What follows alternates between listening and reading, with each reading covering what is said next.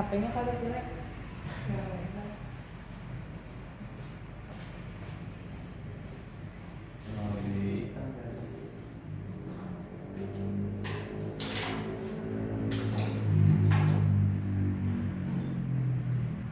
Oke, selamat siang semuanya. Ya. Assalamualaikum warahmatullahi wabarakatuh. Waalaikumsalam warahmatullahi wabarakatuh. Udah pada makan siang? Udah dong. Oke, udah kenyang ya, berarti udah bisa fokus kita belajar hari ini. Kita hari ini akan belajar apa? Teks argumentasi. Oke, jadi kita sebelum kita membahas tentang teks argumentasi, tahu nggak udah familiar belum sama kata argumen atau argumentasi? Argumen itu pendapat, Kak. Pendapat, argumen itu pendapat yang apa sih? Pendapat, kenapa kita ngomongnya harus argumen? Kenapa nggak pendapat aja? Biar lebih Keren. bahasa kita. Biar lebih bahasa. Oke, bisa. Oke, hari ini kita akan belajar tentang teks argumentasi ya. Nah, karena tadi Bulan bilang kalau misalnya argumen atau argumentasi itu kan biar lebih keren daripada pendapat. Nah, benar gak sih itu? Sekarang kita masuk ke pengertiannya. Nih, pertama ya kita akan belajar tentang pengertian teks argumentasi dulu. Oke.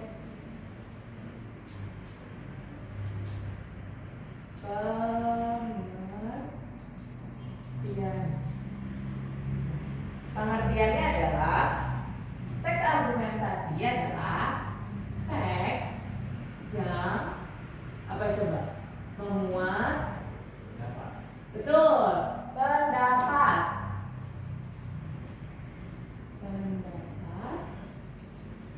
yang apa pendapatnya? Dengan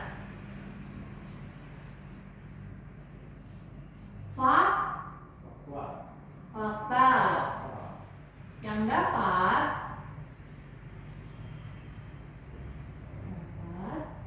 apa?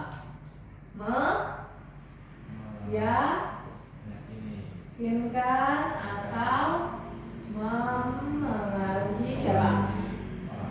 Mempengaruhi orang atau pembaca ya. Nah, jadi betul kata Gulam tadi, kalau teks argumentasi adalah pendapat. Tapi nih kata kuncinya pertama pendapat, terus apa lagi? Kata kuncinya coba. Fakta, betul. Satu lagi? Iya, mempengaruhi atau meyakinkan. Jadi dia kayak manas-manasin atau apa? Bikin orang setuju misalnya. Gulam tau gak sih? Makanan di kantin itu ayam bakarnya enak banget. Kenapa kok bisa enak banget? Nah, kita harus kasih tahu fakta. Faktanya apa? Faktanya ayam bakarnya itu rasanya manis, terus smoky banget, terus sambelnya pedes banget. Nah, kalau itu menurut Gulam enak, berarti itu beneran enak karena sesuai fakta. Dan itu bisa meyakinkan Gulam nggak kalau misalnya ayam bakar di kantin enak? Bisa, karena ada apa tadi? Fakta, pinter. Oke, next.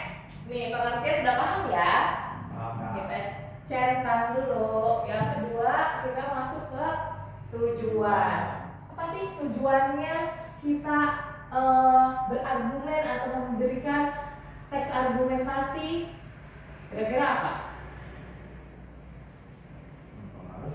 Untuk mempengaruhi orang, betul. Jadi ada dua. Nih ya. Itu deh kita.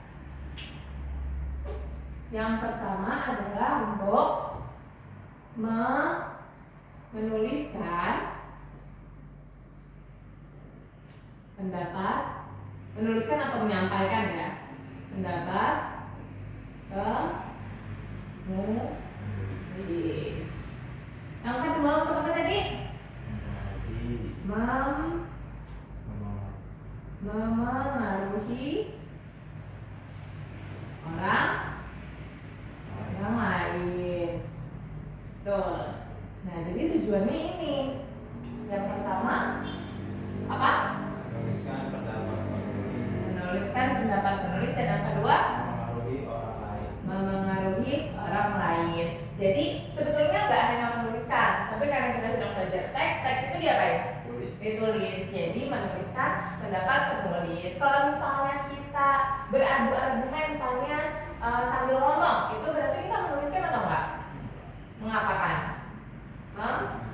Membicarakan pendapat menulis. Jadi ininya bisa fleksibel. Yang penting kita menyampaikan pendapat kita dalam bentuk apa aja.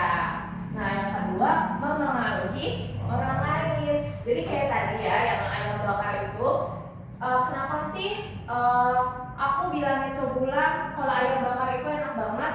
Kira-kira kenapa? Karena udah nyobain dia. Karena udah nyobain. Bisa jadi supaya Bulan beli karena itu pedagang ayam bakar adalah ibuku. Jadi biar dagangannya lah. Oh iya, itu bisa juga kan? Iya. Jadi kira-kira itu tujuannya dari teks argumentasi. Sampai sini paham? Oke, kalau sudah paham berarti kita cek. Nah, lalu ada apa lagi? Struktur teks argumentasi. Nah, emang teks argumentasi nggak bisa langsung ngomong aja, harus pakai struktur. Kira-kira gimana? Harus ada strukturnya nggak? Struktur itu apa sih? Urutan. Kira-kira harus gak sih ada urutannya? Haruslah supaya tersusun. Kira-kira ada apa aja nih strukturnya? Ada 3. Yang pertama adalah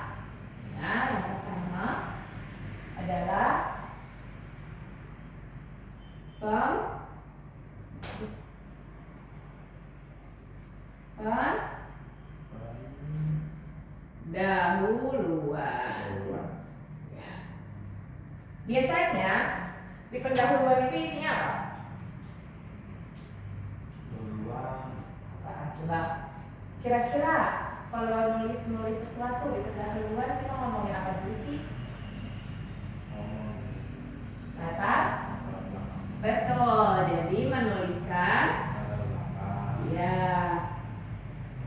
Menuliskan latar belakang dari apa?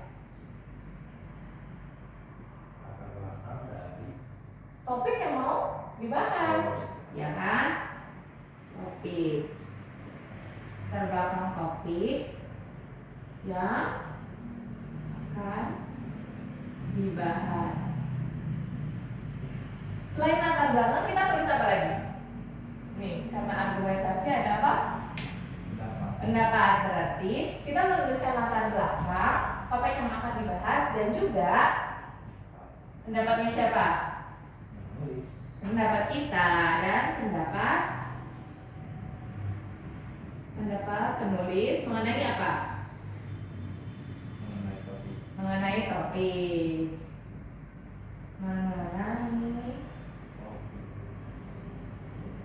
topik. Ya. Nah, kalau dari pendahuluan, ini kata kuncinya kira-kira ada apa aja yang harus kita gariskan? Latar belakang, terus topik, terus pendapat kita. Jadi ada 3 ya, latar belakang topik. Sebenarnya ini bisa disambung aja, latar belakang topik dan juga pendapat. Oke, good. Kita lanjut yang kedua, strukturnya.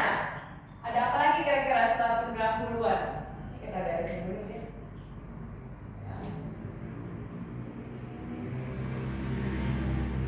Apa coba kira-kira?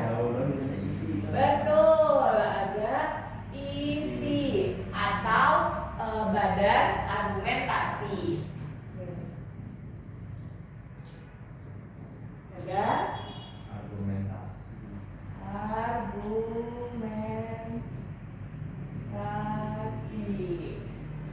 Nah, apa yang harus kita tulis di badan argumentasi ini kira-kira? Ya, pendapatnya. Ya, pendapatnya didukung oleh fakta. Pintar. Isi dengan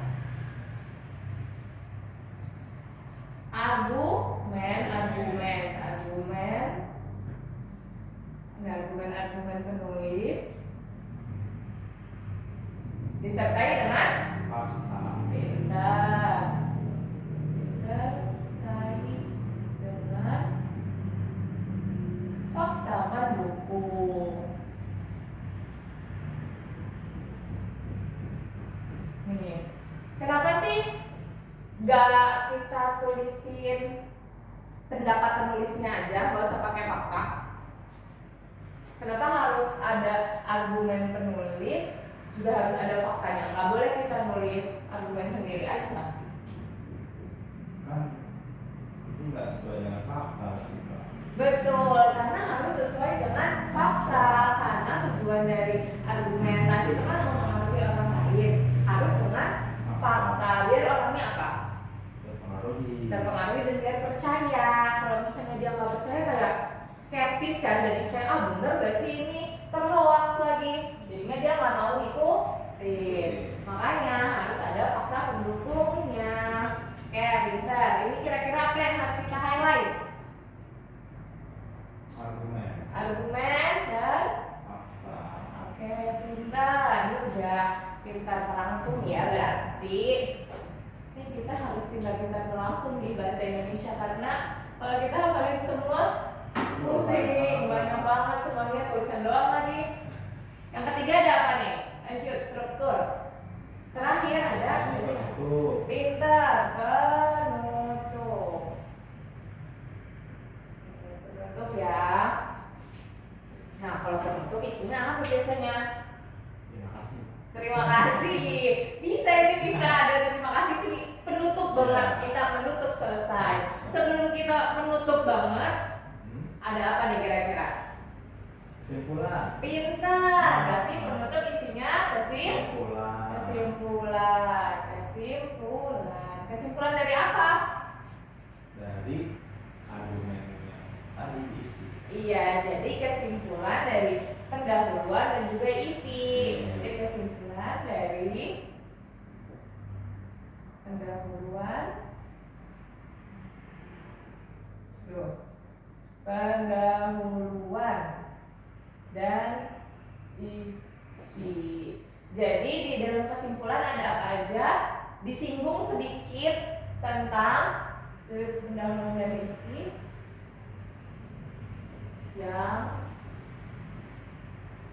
berisikan apa coba? Pendapat dan Fakta. argumen.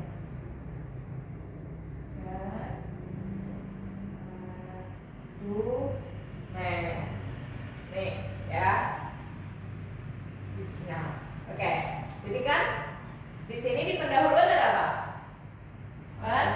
Pendapat. Terus diyakini diisi dengan argumen yang didukung dengan fakta. Jadi untuk di penutup ini kita menyimpulkan antara pendahuluan dan juga isi yang berisikan pendapat dan argumen. Nah, di dalam argumen ini kita udah masukin fakta-faktanya. Jadi kita bikin tulisan argumen yang berisikan fakta atau data gitu ya. Oke, untuk di penutup kira-kira apa yang bisa kita highlight? Satu aja.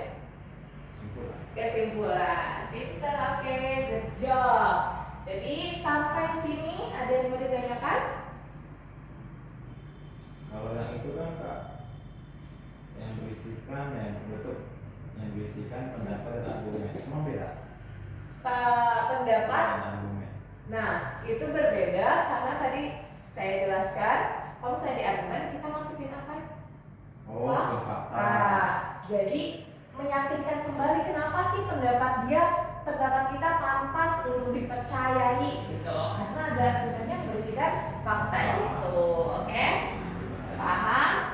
Oke, good. Berarti kalau udah paham kita centang ya. Iya.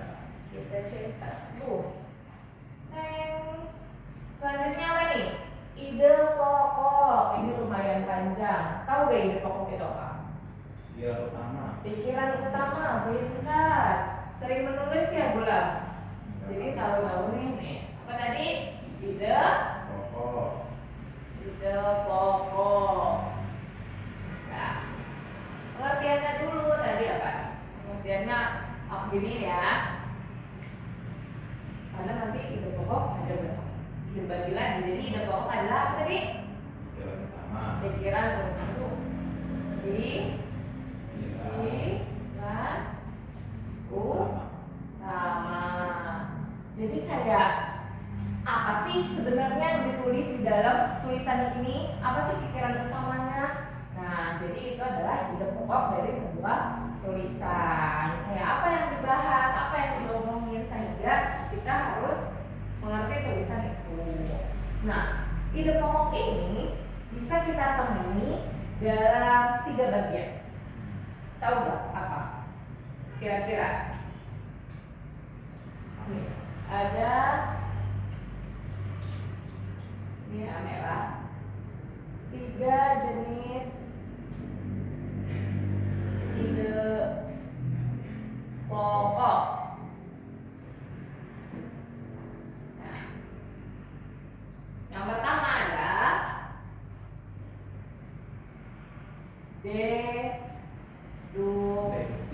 pintar. Kalau deduktif adalah kita bisa menemukan ide pokok di mana?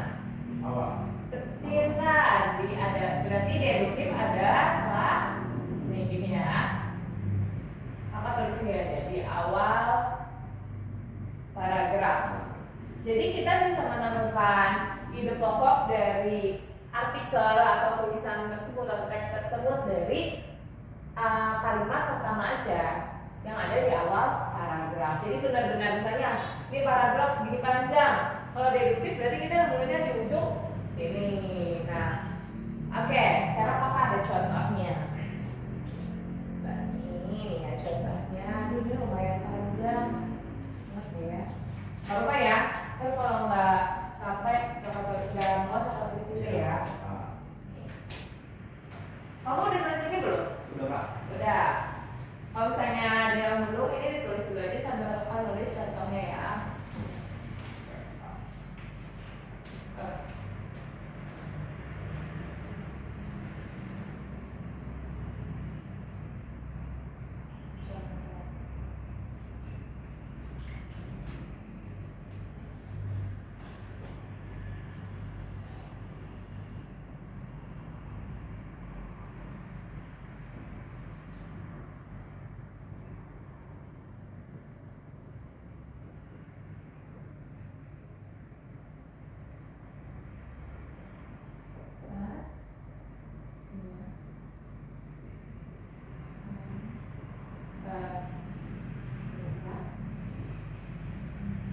Ketahanan pangan nasional. Nih, kalau kenapa kakak bahasnya tentang ketahanan pangan? Karena kalau di materi kalian gitu kan judul babnya tentang mengelola ketahanan pangan nasional di Indonesia. Pangan nasional. Jadi untuk studi kasusnya kakak ambil dari materi itu nasional.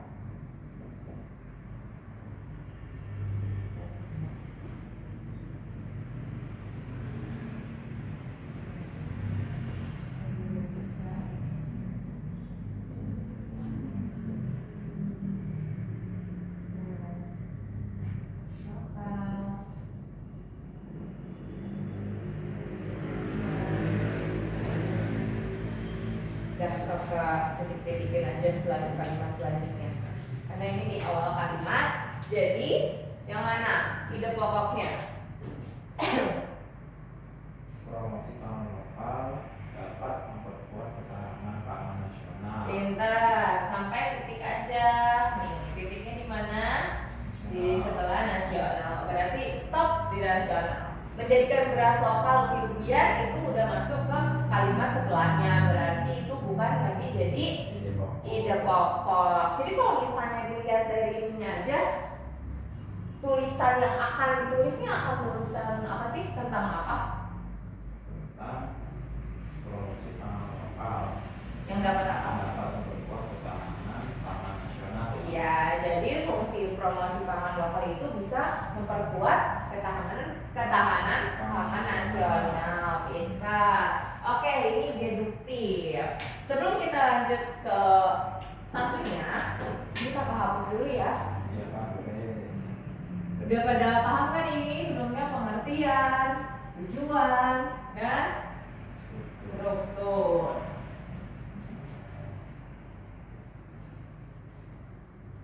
Nah, aduh. Yang kedua ada apa? Kira-kira ada yang tahu? Induktif. Pintar, induktif. Induktif. Nah, kalau induktif itu di mana? Kita bisa nemuin di akhir, benar. Di akhir.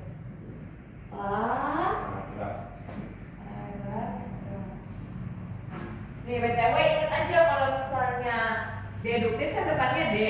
D ada depan, berarti kita temuin di depan. Kita.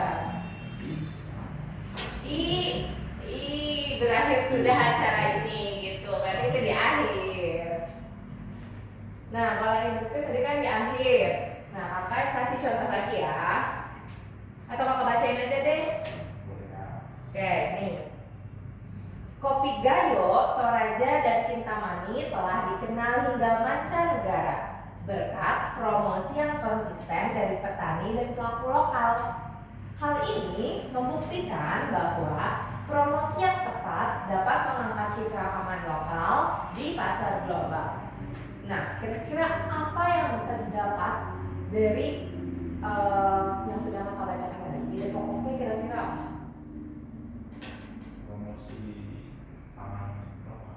Pintar, promosi pangan lokal nih. Tadi kan udah panjang ya, berarti kakak tulis ini aja. Promosi. Oh, gini aja deh.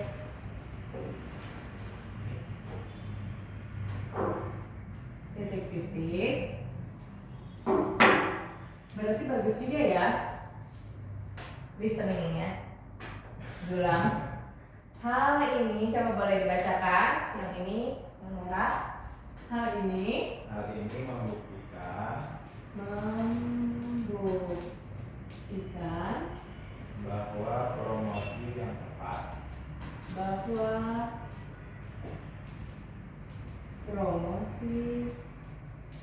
tepat dapat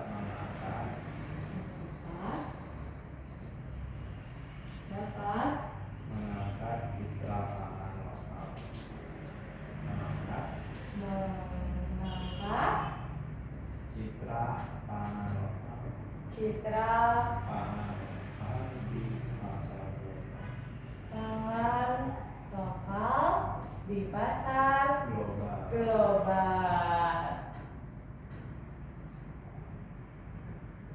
global. Nah, thank you Gulam. Jadi sudah paham ya kalau induktif kita temuinnya di akhir. Jadi sebelumnya itu ada kalimat sebelumnya. Nah ini, kalau ini kan di awal terus ada titik-titiknya, sambung ke bawah itu nggak ada ide pokok lagi. Kalau misalnya induktif itu di awalnya penjelasan-penjelasannya dan di akhirnya baru ide pokoknya. Yang ketiga dan yang terakhir, apa coba kira-kira? Keduanya Kak. Ini kan pertama ada induktif, kedua induktif, ketiga keduanya disebutnya berarti campuran. Campur guys, campur.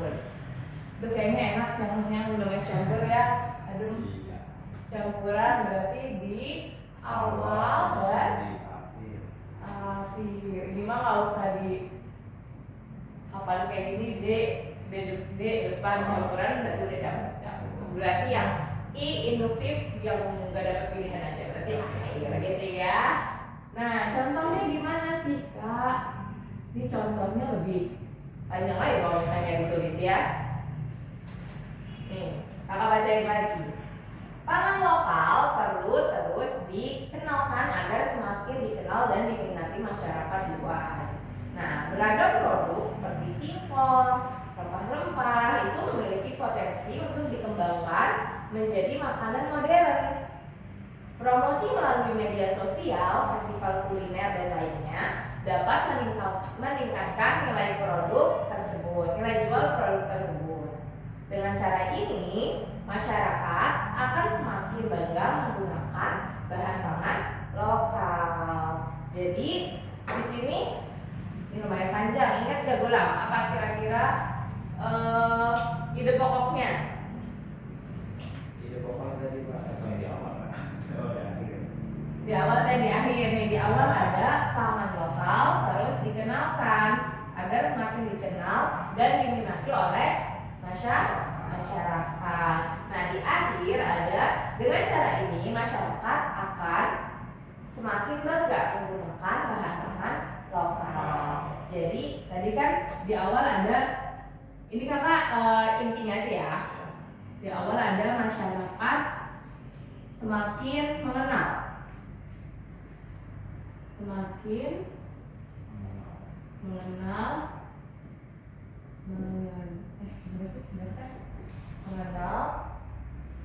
dan berminat kepada apa? Pangan. Ya, kepada pangan lokal. Pangan lokal. Nah, terus ada titik. Selanjutnya ada dengan cara ini. Dengan cara ini masyarakat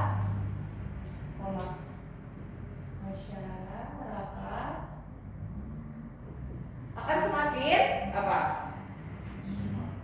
Bangga. Kan? Semakin bangga untuk apa? Untuk menggunakan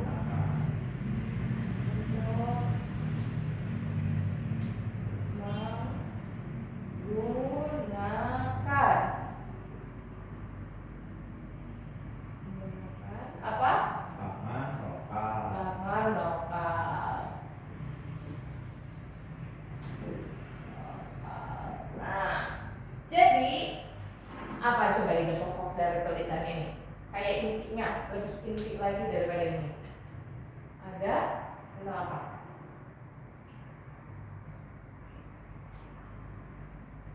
Mengenal dan minat, mengenal dan minat pada pangan lokal dan bangga untuk pangan lokal. Oke, pintar. Sampai sini paham? Untuk jenis-jenis apa? Ide pokok. Jadi ide pokok bisa ditemukan dalam berapa jenis? 3 apa aja? Induktif, yang kurang. Oke, good. Berarti ini kita centang ya? Iya Pak. Oke. Ayo semangat, sisa 2 lagi. Nih kakak hapus ya yang sebelah mana nih? Enaknya yang sebelah mana kakak hapus? Sebelah Sini aja boleh, oke. Kita akan bahas tentang ini udah tuliskan? sudah Pak. Intinya aja supaya kalian kalau misalnya nanti mau ulangan bisa dibaca-baca lagi. Next. Ada kita akan bahas apa? Nomor berapa itu? Nomor 5 ya? 5. Fakta. Apa sih fakta? Fakta adalah kejadian sebenarnya. kejadian sebenarnya.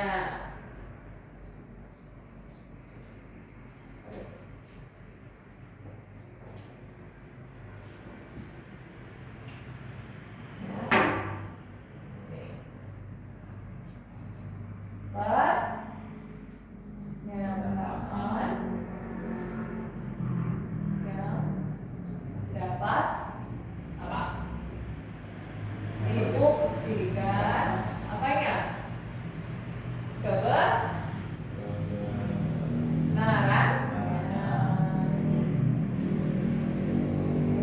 Nah, fakta itu kan nih pernyataan yang dapat dibuktikan kebenarannya. Yang kita perlu highlight kenapa? Buktikan, jadi bukti ya, harus ada buktinya. Bisa nggak kalau misalnya saya ngomong gini aja, pangan lokal itu nggak enak, Itu fakta nggak? Enggak Kak, karena nggak ada buktinya. Enggak ada buktinya. Padahal itu kan nggak ada buktinya, jadi tidak bisa dikatakan fakta. Tapi kalau misalnya saya ngomongnya kayak pangan lokal itu ada banyak jenisnya seperti singkong, terus umbi-umbian, rempah-rempah dan lain sebagainya. Itu fakta nggak? Fakta, karena bisa dijelaskan apa aja jenis-jenis pangan lokal. Itu contohnya, ada contohnya. Nah, apakah fakta hanya bisa dibuktikan dengan contoh? Bisa yang lain, misalnya kayak misalnya data. Kalau misalnya kita ngomongin tentang angka-angka bisa dilihat dari statistikanya. Kalau misalnya kita ngomongin misalnya apa ya, geografi, kita bisa lihat dari peta. Peta bisa menjadi bukti untuk memperkuat fakta. Jadi banyak yang bisa kita gunakan untuk mendukung fakta ya, banyak yang bisa dijadikan bukti. Oke, sampai sini paham? Paham. Oke, kita berarti centang. Nah, karena fakta itu, kenapa harus ada fakta di teks argumentasi? Karena fungsi fakta itu, karena fungsi argumentasi tadi untuk meyakinkan. Ketika meyakinkan, kita harus memberikan fakta yang bisa dibuktikan. Jadi nggak asal ngomong aja. Oke, next yang terakhir ada apa? Opini. Apa coba opini? Opini. Pendapat juga. Iya, pendapat juga, tapi apa? Apakah sama pendapatnya kayak fakta? Pendapat? Enggak. Nah, jadi opini itu pendapatnya aja, apa yang diomongin aja, tapi tanpa ada fakta, tanpa ada bukti. Jadi kayak misalnya saya aku ngomong kayak, kayak tadi ayam bakar di kantin enak deh, udah sampai situ. Itu berarti opini. Kalau diomongin sambil ayam bakar di kantin enak deh, udah mana harganya murah, rasanya manis, sambalnya enak. Nah, itu bisa dikatakan sebagai fakta. Oke, bisa membedakan fakta dan opini? Bisa. Oke, karena bisa, coba buat satu fakta dan satu opini.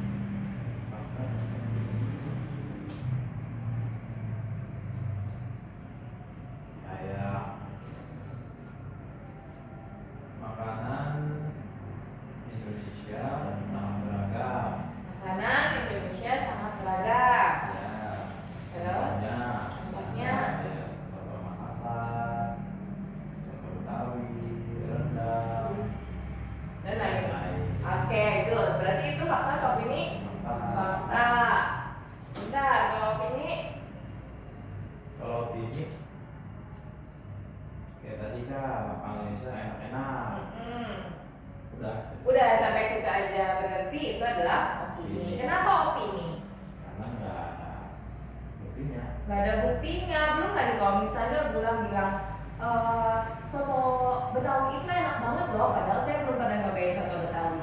Jadi saya kan nggak punya gambaran, sehingga itu hanya menjadi opini Gulam. Kecuali kalau misalnya Gulam bilang soto Betawi enak loh, sambil kasih soto Betawinya terus saya cobain. Kalau misalnya menurut preferensi saya enak, berarti itu bisa menjadi fakta. Oh bener nih Gulam ngomongnya kalau ini enak gitu. Jadi kehadiran soto Betawi itu juga bisa menjadi fakta, buktinya yang menguatkan fakta.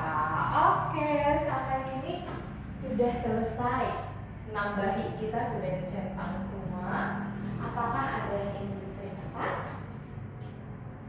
Atau mau coba langsung menulis argumentasi? Enggak, oke. Dengan peti jam segini, udah nggak bisa berpikir lagi untuk mau berargumen apa. Nah, oke. Ada yang mau ditanyakan kira-kira? Oh iya, berarti fakta itu enggak, kalau argumen itu opini, faktanya apa? Ya, jadi kan pendapat. Tadi argumen pendapat kita yang diperkuat dengan fakta. Jadi di dalam argumen ada fakta dan opini. Tapi opininya harus didukung oleh fakta.